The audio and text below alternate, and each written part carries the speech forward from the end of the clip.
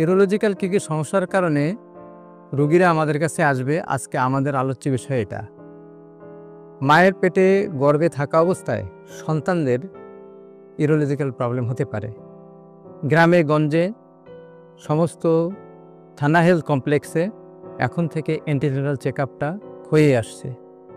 আমরা দেখে থাকব যখন একটা সিম্পল আল্ট্রাসোনোগ্রাফি করা হয় তখন মায়ের পেটে থাকা অবস্থায় শিশুর কনজেনিটাল কি অ্যানোমালি আছে ধরা পড়ে। ঠিক তেমনই তার যদি ডান অথবা বাম কিডনিটা ফুলে যায় অথবা দুইটা কিডনি ফুলে যায় তাহলে কিন্তু আল্ট্রাসোনোতে ধরা পড়ে। তার মানে এটাই হলো যে মায়ের পেটে গর্ভাবস্থা থেকেই শুরু হয়ে যায় ইউরোলজিক্যাল সমস্যাগুলো। তারপর মানুষ ধীরে ধীরে বয়স বৃদ্ধির সাথে সাথে তাদের বায়োলজিক্যাল চেঞ্জের সাথে সাথে তার কিছু ইউরোলজিক্যাল প্রবলেম হয়।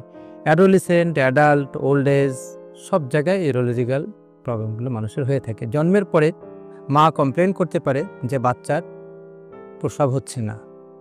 কী কারণে হচ্ছে না ওনারা জানেন না, তবে একজন নিউরোলজিস্টকে যদি কল দেওয়া হয় প্রথমেই কিন্তু তার প্রস্রাবের রাস্তার মুখটা দেখবে। এবং যারা ছেলে সন্তান তাদের ক্ষেত্রে দেখা যায় যে প্রস্রাবের রাস্তার মুখে একটা পর্দা থাকে যেটা পোস্টেরিয়র ইউরেথ্রাল ভালভ বলা হয়। তো জন্মের সাথে সাথে তাহলে মানুষের যদি ছেলে মানুষের বা প্রস্রাব না হয় তাহলে এই দুটো কারণ কিন্তু আমরা খতিয়ে দেখি।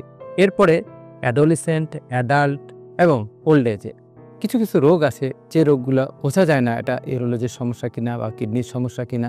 যেমন প্রস্রাব খুব চিকন নলে হয়, বারবার হয় এবং প্রস্রাব করতে গেলে প্রস্রাব ক্লিয়ার হয় না, রাতে 8 থেকে 10 বার হয়, এমনকি প্রস্রাব ধরে রাখাও খুব কষ্ট হয়ে যায়, অথবা প্রস্রাবের পরে কাপড় নষ্ট হয়ে যায়। আমাদের মুসলমান ভাইরা ঠিকমতো নামাজ পড়তে পারেন না পবিত্রতার কারণে।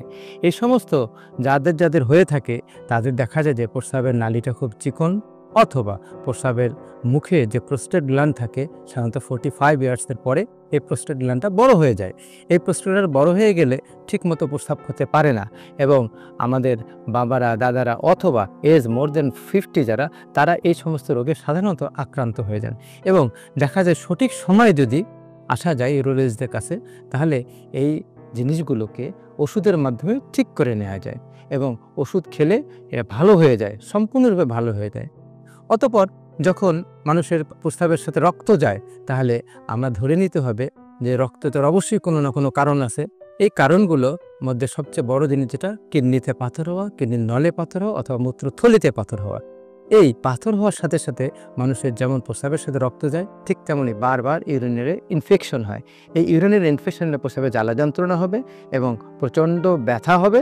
এই সব জিনিসগুলো আমাদের ইউরোলজিস্টের কারণে আপনারা এসে এখানে চিকিৎসা নিতে পারেন।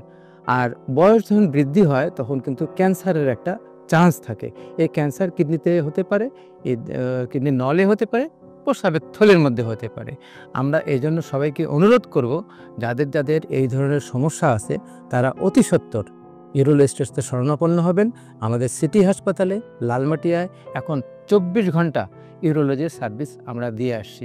আপনারা অনুগ্রহপূর্বক হোমিওপ্যাথি অথবা এআই এর সহযোগিতা না নিয়ে নিজেরা বাসায় বসে চিকিৎসা না করে অতি সত্বর সিটি হাসপাতালে চলে আসবেন এবং ইউরোলজিস্টের শরণাপন্ন হবেন।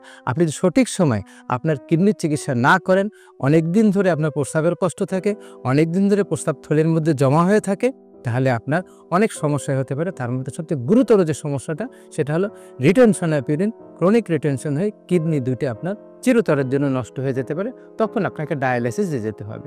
ডায়ালিসিস করার পূর্বে কিডনির ক্রিয়েটিনিন যদি বেড়ে যায় এবং আমরা যদি এটাকে অপারেশন করে ফেলি তাহলে ইনশাআল্লাহ আপনার কিডনির জন্য আর কখনো ডায়ালিসিস লাগবে না, কিডনি ফেইলিওর হবে না। আপনাদের স্বাস্থ্য বিষয়ে সচেতন করার জন্যই আমাদের এই আয়োজন। তাই প্রতিনিয়ত স্বাস্থ্য বিষয়ে বিভিন্ন টিপস পেতে আমাদের চ্যানেলটি সাবস্ক্রাইব করুন এবং বেশি বেশি লাইক ও শেয়ারের মাধ্যমে সবাইকে আমাদের সঙ্গে সংযুক্ত হবার সুযোগ করে দিন।